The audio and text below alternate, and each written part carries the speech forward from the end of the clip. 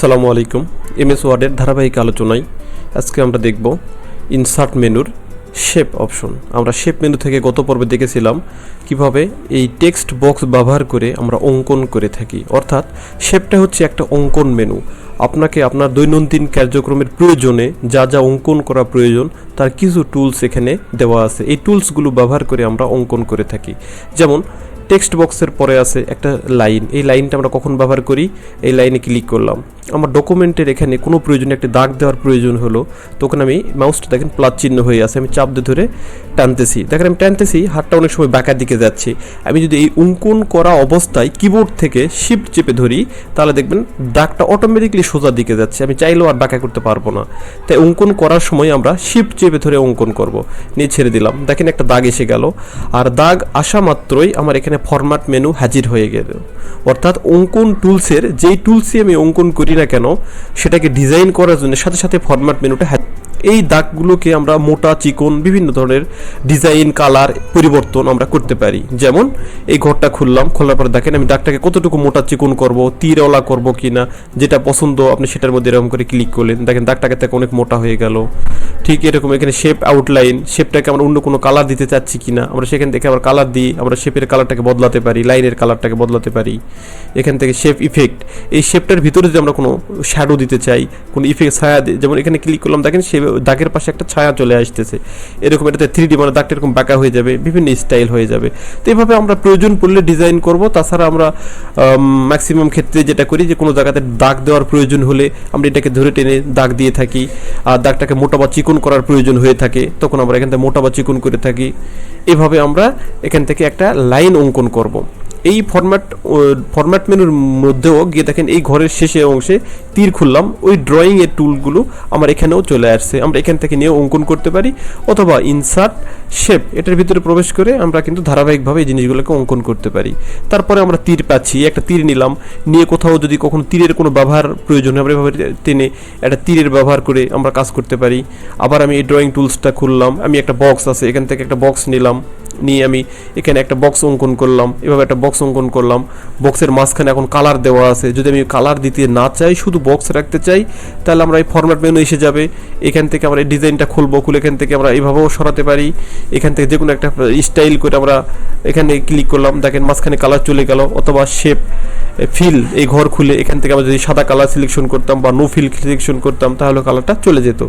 যেমন আমি একটা বক্স অঙ্কন করলাম, আমি এই বক্সটাকে দ্বারা একটা পতাকা বানাতে চাই, তখন আমি এখান থেকে ফিল থেকে আমি এখান থেকে একটা গাঢ় সবুজ একটা কালার দিব, পতাকার কালারের মতো আমি একটা সবুজ কালার দিলাম। যদি এই গাঢ় সবুজটা পছন্দ না হয় আমাকে আরও গাঢ় সবুজ খুঁজতে হলে আমাকে মোর ফিল কালার এখানে যেতে হবে, গিয়ে আমি এখান থেকে একটু গাঢ় সবুজ কালার আমি খুঁজবো, আর কোনটা সবুজটা আরও বেশি গাঢ়, আমি একটা বৃত্তে পয়েন্ট করে আমি ওকে করলাম, সবুজ একটা কালার নিলাম। আবার আমি শেপের ভিতরে গেলাম, গিয়ে এখান থেকে গোল একটা বৃত্ত নিলাম, নিয়ে আমি দেখেন এই বক্সের ভিতরে একটা গোল একটা বৃত্ত আমি অঙ্কন করলাম, বৃত্তটাকে আমরা লাল কালার করব। তাহলে আবার আমি এই শেপটা খুললাম, খোলার পরে দেখেন বৃত্তটাকে একটা লাল কালার দিলাম, দিয়ে আমি একটা পতাকা অঙ্কন করলাম। এভাবে আমি এই বৃত্তের চারপাশের কালার লাইন কালারটা লাল করে দেবো, তাহলে এই শেপটা খুলবো, খুলে এখান থেকে ক্লিক করলাম, দেখেন বৃত্তের চারপাশের লাইনটাও লাল হয়ে গেল। এই বক্সের চারপাশের লাইনটা কালো, আমি যদি লাইন কালার করতে চাই আমরা এই শেপ আউটলাইন এই ঘর খুলে এখান থেকে আমি আউটলাইন কালারটাও এটাই করে দিলাম, তাহলে পুরো বক্সটা দেখেন লাল সবুজের একটা পতাকা হয়ে গেল।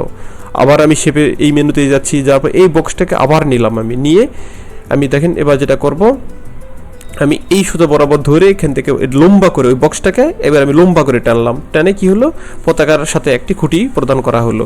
অর্থাৎ আপনি শেপটাকে যেভাবে অঙ্কন করবেন আপনার নিজের ব্যবহার মতো উপযোগী করে আপনি সেটাকে অঙ্কন করবেন। আবার আমি শেপে চলে যাচ্ছি, যাওয়ার পরে এভাবে তার পরবর্তী টুলস কি আছে, এভাবে আমরা একটা কি করছি তিনটা কাজ নিয়ে আমরা একটা পতাকা তৈরি করছি।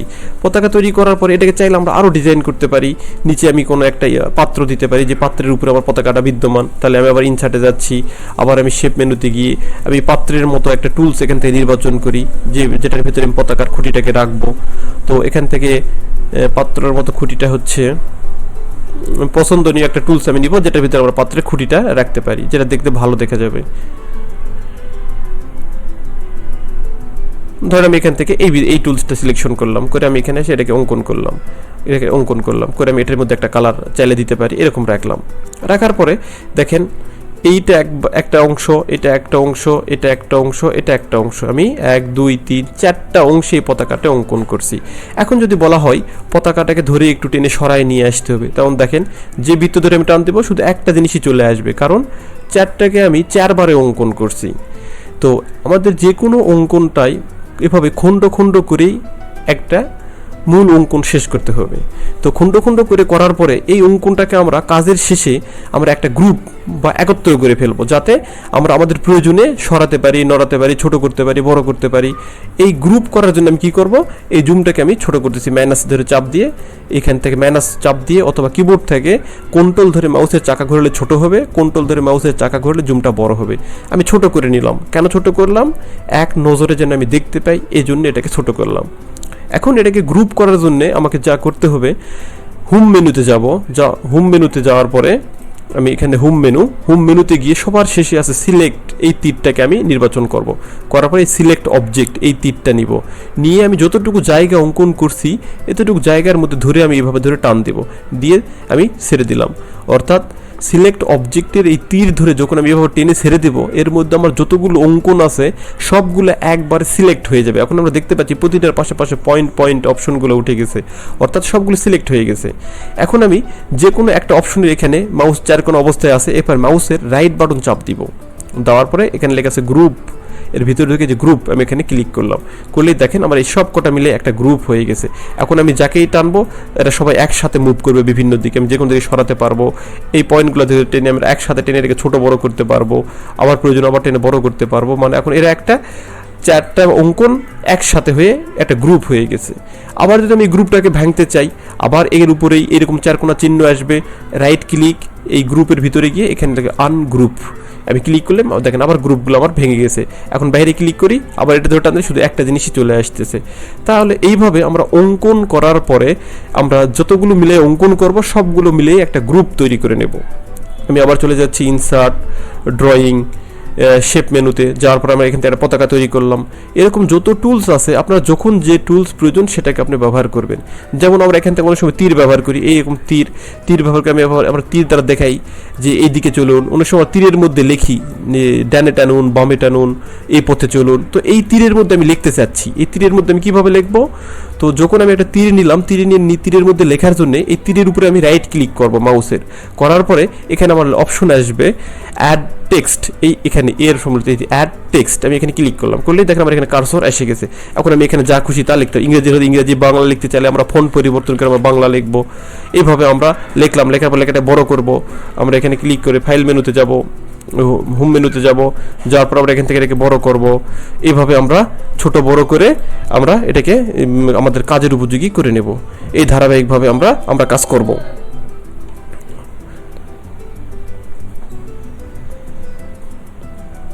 আমি অঙ্কনের কাজটা করলাম। এখান থেকে এইভাবে আমরা যা ব্যবহার করার প্রয়োজন আমরা ব্যবহার করে নেব। এভাবেই ইনসার্ট মেনুর শেপ ব্যবহার করে আমরা আমাদের প্রয়োজনীয় অঙ্কনটা করতে পারি। যদি কোনো শেপের মধ্যে আমার লেখার প্রয়োজন হয়, আমি অ্যাড টেক্সট ব্যবহার করে সেই শেপ থেকে আমরা লিখব। এই ধারাবাহিকতায় আপনারা সবগুলো এখানে টুলস অঙ্কন করে দেখবেন। যদি কখনো স্টার প্রয়োজন হয়, আমরা একটা স্টার অঙ্কন করলাম, স্টারের মধ্যে লিখতে চাই, তাহলে আবার রাইট ক্লিক করে আমরা এখানে অ্যাড টেক্সট করলে আবার এর মধ্যে এসে আমরা লিখতে পারবো। এভাবে আমরা আমাদের প্রয়োজনীয় অঙ্কনটা এই ইনসার্ট শেপ মেনু ব্যবহার করে আমরা কাজ করব। আজকে আমরা পুরো যতগুলো টুলস এখানে আছে আমরা সবগুলো অঙ্কন করে দেখব, কোন টুলস কেমন। আমরা সবগুলো অঙ্কন করে দেখলে জিনিসটা আপনার মাথায় থাকবে যে আমরা শেপের মধ্যে কী কী অঙ্কন করতে পারি। তাই আজকে আপনাদের কাজ হচ্ছে এই যতগুলো টুলস আছে এই সবগুলোই আপনারা অঙ্কন করে দেখবেন। আর যদি কোনোটা ডিলিট করার প্রয়োজন হয়, আপনারা সেই শেপের মধ্যে ক্লিক করবেন, ডিলিট চাপ দিলে ডিলিট হয়ে যাবে। তো সবসময় মনে রাখবো যে কোনো শেপ ডিলিট করতে হলে এই লাইনের মধ্যে এসে ক্লিক করতে হবে। যদি শেপের মধ্যে ক্লিক করে আমি সারাদিন ডিলিট চাপতে থাকি, আমার দেখেন ডিলিট হবে না কিন্তু। অর্থাৎ আমাকে ডিলিট করতে হবে কোথায়? এই লাইনের মধ্যে ক্লিক করে ডিলিট চাপতে হবে। এইভাবে লাইনের মধ্যে ক্লিক করে আমাকে ডিলিট চাপতে হবে, লাইনের মধ্যে ক্লিক করে ডিলিট চাপতে হবে। তাহলে এইভাবে আমরা ধারাবাহিকভাবে আমরা এগুলাকে আমরা ডিলিট করে দিলাম। তাহলে আজকে আমরা এতটুকুই পুরো টুলসটুকু আমরা প্র্যাকটিস করে দেখব। আসসালামু আলাইকুম।